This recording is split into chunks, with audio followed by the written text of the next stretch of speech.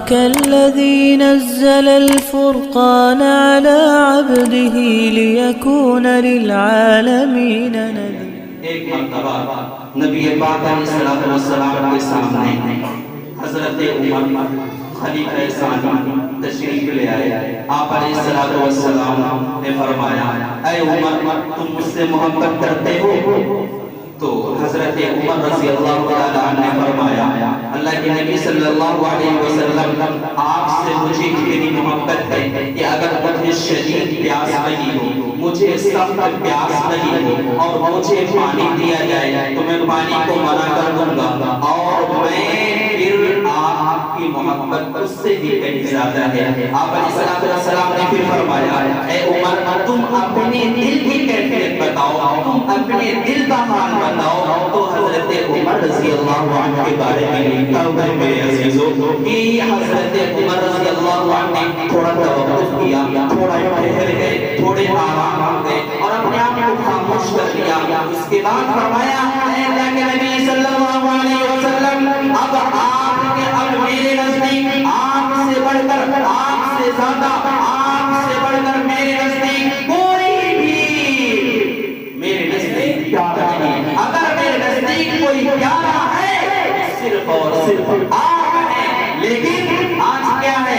یوم لا ينفع مال ولا بنون. کیا بات ہے؟ آج ہمارے دلوں میں مال کی محبت ہے، آج ہمارے دلوں میں اولاد کی محبت ہے، آج ہمارے دلوں میں، آج ہمارے دلوں میں مال کی محبت ہے، آج ہمارے دلوں میں معاشرے کی محبت ہے، آج ہمارے دلوں میں بیٹیوں کی محبت ہے، آج ہمارے دلوں میں جائیداد کی محبت ہے، آج ہمارے دلوں میں زمینوں کی محبت ہے، آج ہمارے دلوں میں دیگر اشیاء کی محبت ہے. لیکن کبھی ہم نے یہ ٹٹولا کیا ہمارے دل میں نبی کی محبت ہے یا نہیں، کیا ہمارے دل میں اللہ کی محبت ہے یا نہیں؟ میرے عزیزوں قیامت کا دن ہوگا، میدان حشر ہوگا، اللہ رب العزت ارشاد فرمائیں گے اے میرے امتی، اے میرا بندہ تو نے میرے دل میں، تو نے اس دل میں کس کی محبت کو پیدا فرمایا، حالانکہ کس کی محبت کو اجاگر کیا. حالانکہ قرآن کہتا ہے الا من اتى الله بقلب سلیم. اگر تو کامیاب ہوگا، اگر تو باعزت ہوگا، اگر تجھے تیرا استقبال کیا جائے گا، تجھے عزت سے نوازا جائے گا، تو صرف اور صرف اس بنا پر جب تیرا دل سلامت ہوگا، جب تیرا دل درست ہوگا، جب تیرا دل بالکل درست ہوگا، تب جا کر تمہیں عزت ملے گی. لیکن آج ہمارے دلوں میں ایک ماں کی محبت، ایک باپ کی محبت، ایک بھائی کی محبت، ایک رشتہ دار اقارب کی محبت، خاندان کی محبت، بیوی کی محبت. میرے بھائیوں ان محبتوں کو الگ کرو، ان محبت کو الگ کرو، ان پیار کو الگ کرو. اس دل میں جناب محمد عربی صلی اللہ علیہ وسلم کی محبت کو پیدا کرو، اس دل میں اللہ کی محبت کو پیدا کرو. وہ کیونکہ اللہ جب انسان کو بنایا کیا فرمایا لقد خلقنا الانسان فی احسن تقویم ثم رددناه اسفل سافلین. قرآن کو پڑھو میرے عزیزو، قرآن بھرا ہوا ہے انسان کے بارے میں، انسان کی تعریف کر رہا ہے، قرآن انسان کے مقام کو بتا رہا ہے. لیکن آج اور ہمارا معاملہ کیا ہے؟ ہم اپنا مقام بھول گئے، ہم اپنا عروج بھول گئے، ہم اپنا مرتبہ بھول گئے، ہم اپنا عروج اور مرتبہ سے کھو دیا. کبھی سوچنا چاہیے اللہ رب العزت نے حضرت آدم کو بنایا، کیا فرمایا اے فرشتوں کی جماعت، اے پوری مخلوق، اے پوری مخلوق تم حضرت آدم کا سجدہ کرو، حضرت آدم کا سجدہ کرو. میرے عزیزوں اس جماعت سے کہا جا رہا ہے، اس لوگوں سے کہا جا رہا ہے جو گناہ نہیں کر سکتے، جو کبھی غلط کام نہیں کر سکتے. تو حالانکہ ان کے ذہن میں یہ بھی سوال آ سکتا تھا کہ ارے اللہ، اے اللہ میاں آپ انسان کا سجدہ کیوں کرا رہے ہیں؟ ہم تو تیری کبھی خطا نہیں کرتے، ہم تیری کبھی نافرمانی نہیں کرتے، آپ جو کہتے ہیں وہی ہم کرتے ہیں. آپ نے کہا قیام میں ہو جاؤ، ہم قیام ہو گئے. آپ نے کہا رکوع میں ہو جاؤ، ہم رکوع میں ہو گئے. آپ نے کہا سجدے میں ہو جاؤ، ہم سجدے میں ہو گئے. آپ نے کہا کہ اتحیات میں بیٹھ جاؤ، ہم اتحیات میں بیٹھے رہے. آپ نے کہا کہ دعا کے لیے ہاتھ اٹھا دو، ہم ہاتھ اٹھائے ہیں. تو اے اللہ ان لوگوں کی کیا ضرورت ہے؟ سوال پیدا ہو سکتا ہے.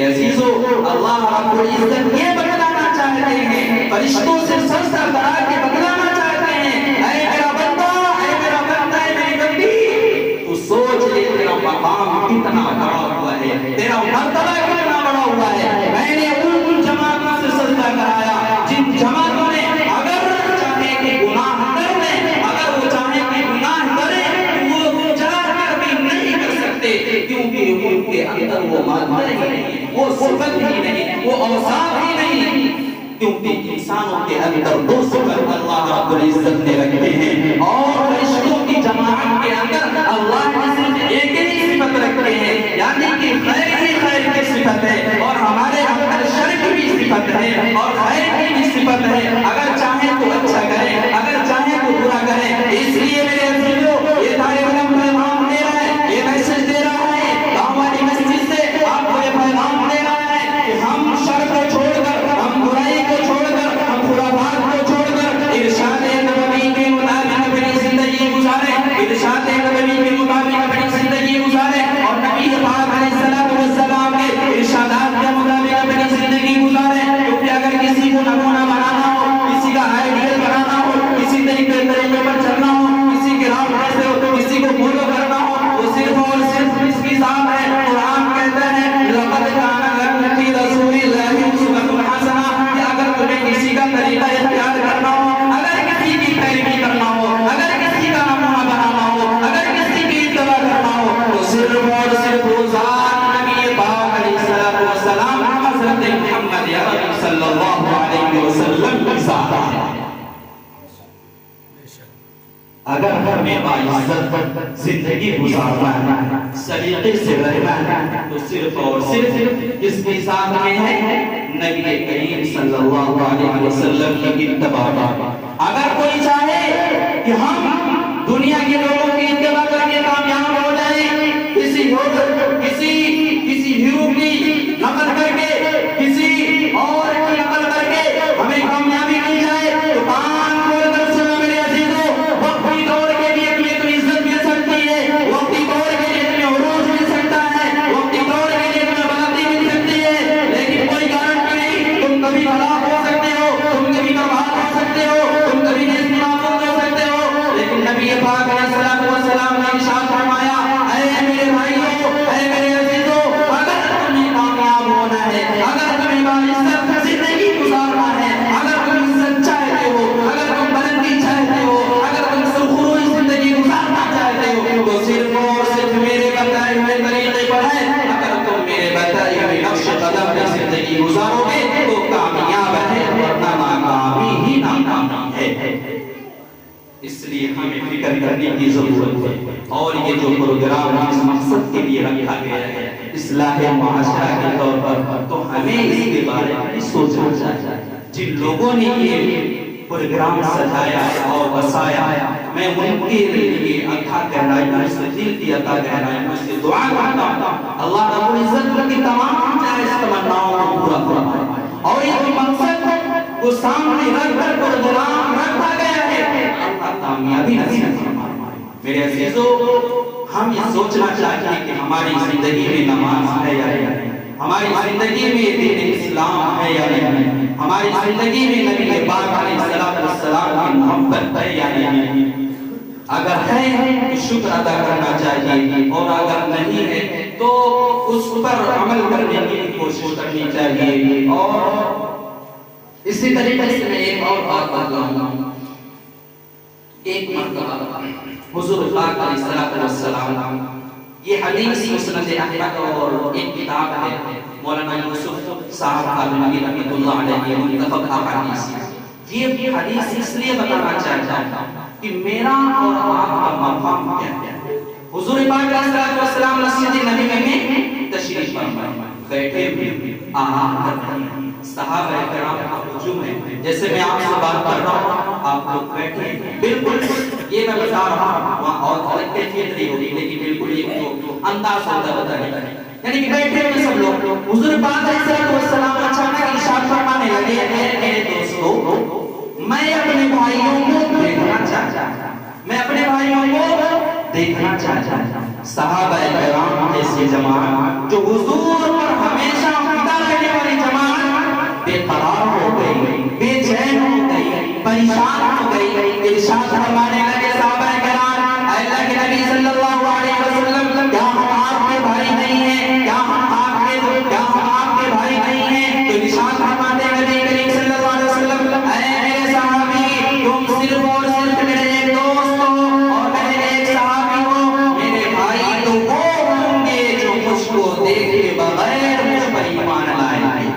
اب سوچئے حضور پاک علیہ السلام نے کیا ارشاد فرما دیا. کبھی اس وقت تو سوچنا چاہیے وہ طائف کا میدان، وہ طائف کی گلیوں کا واقعہ ذکر کریے، اس کو یاد کریے. اللہ کے نبی پاک علیہ السلام کا جو پتھروں کی بارش ہو رہی ہے، جو ان کو ستایا جا رہا ہے، جو ان کو پیٹا جا رہا ہے، اگر وہ چاہتے تو دعا کر دیتے، لوگ اس طرح بہت ہو جاتے. وہ صبر کر رہے ہیں، وہ تحمل کر رہے ہیں، وہ برداشت کر رہے ہیں. صرف اور صرف میرے عزیزوں ہمیں یہ پیغام دینے کے لیے، ہمیں یہ میسج دینے کے لیے کہ اگر کسی بھائی کو کسی بھائی کے ذریعے سے پریشانی ہو رہی ہے، دشواری ہو رہی ہے، تو صبر کرنا چاہیے اور برداشت کرنا چاہیے اور نظر انداز کرنا چاہیے اور اپنے دل کو کشادہ کرنے کی کوشش کرنی چاہیے. اگر ہمارے دلوں میں نفرت ہوگی، اگر ہمارے دلوں میں بغض ہوگی، ہمارے دلوں میں کینہ ہوگی، ہمارے دلوں میں تکبر ہوگا، ہمارے دلوں میں خرافات ہوگی، تو سن لو میرے عزیزوں ہم کبھی کامیاب نہیں ہوں گے. کیونکہ حضور پاک علیہ السلام نے ارشاد فرمایا لا تحاسدوا ولا تباغضوا ولا تقاتلوا وكونوا عباد الله اخوانا.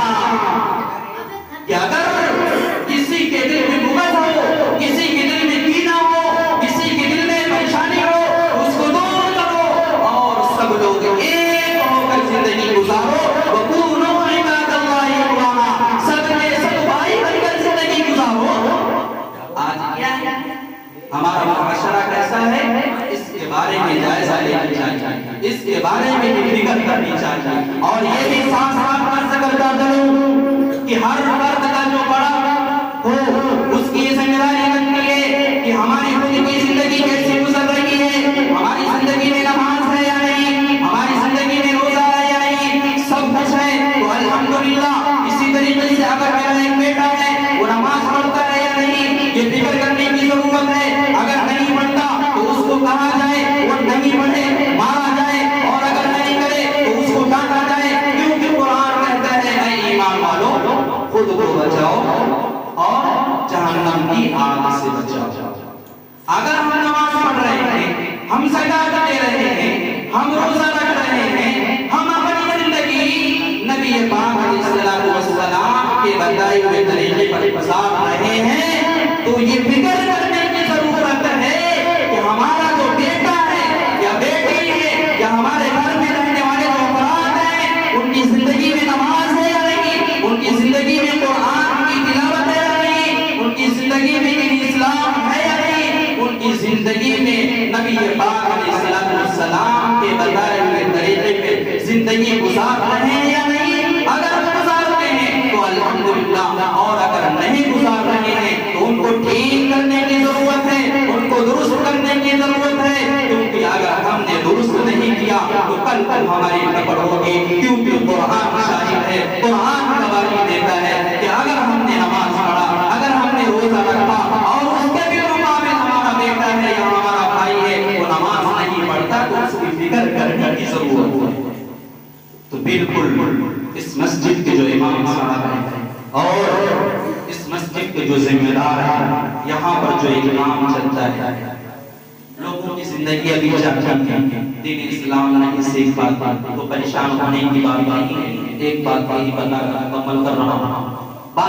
پریشان ہونے کی ضرورت، چلو زندگی گزر گئی. جب آپ پورے طریقے اگر راستہ بھٹکا ہوا بھولا شام کو آ جائے گا تو اس کو بھولا نہیں کہتے. اگر ہماری زندگی یعنی ہمارے دل میں نیت ہو گئی کہ ہماری زندگی بہتر ہو جائے تو اس کو ٹینشن میں آنے کی، ڈپریشن میں آنے کی ضرورت ہے. اس کا بہت اچھا طریقہ ہے، بہت اچھا علاج ہے. یعنی ہم نمازیں کیسے سیکھ لیں، روزہ کیسے رکھنا چاہیے وہ سیکھ لیں، بڑوں کا احترام کیسے کرنا چاہیے وہ سیکھ لیں. تو اس کا ایک واحد علاج چل رہا ہے، وہ حضرت مولانا الیاس رحمۃ اللہ علیہ کی دین ہے اور حضرت مولانا یوسف صاحب رحمۃ اللہ علیہ کا دین ہے.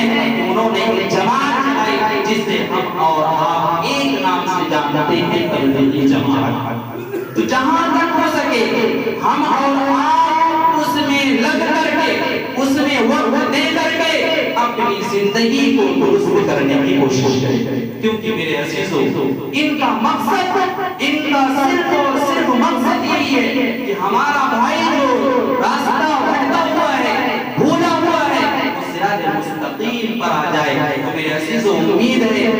علم کی بات آپ کو بھاگی ہوگی، اچھی لگی ہوگی۔ اللہ رب العزت سے دعا ہے کہ مجھے بھی اور آپ سب کو بھی عمل کرنے کی توفیق نصیب فرمائے۔ ایک شعر پیش کرتا ہوں کہ کی محمد سے وفا کرنے تو ہم تیرے ہیں، یہ جہاں چیز ہے کیا رب و قلم تیرے ہیں۔ اگر ہمیں نجات ملے گی تو صرف اور صرف نبی پاک علیہ السلام کے بتائے ہوئے طریقے پہ ملے گی۔ اللہ تعالی عمل کی توفیق نصیب فرمائے، آمین۔ وآخر دعوانا الحمدللہ رب العالمین۔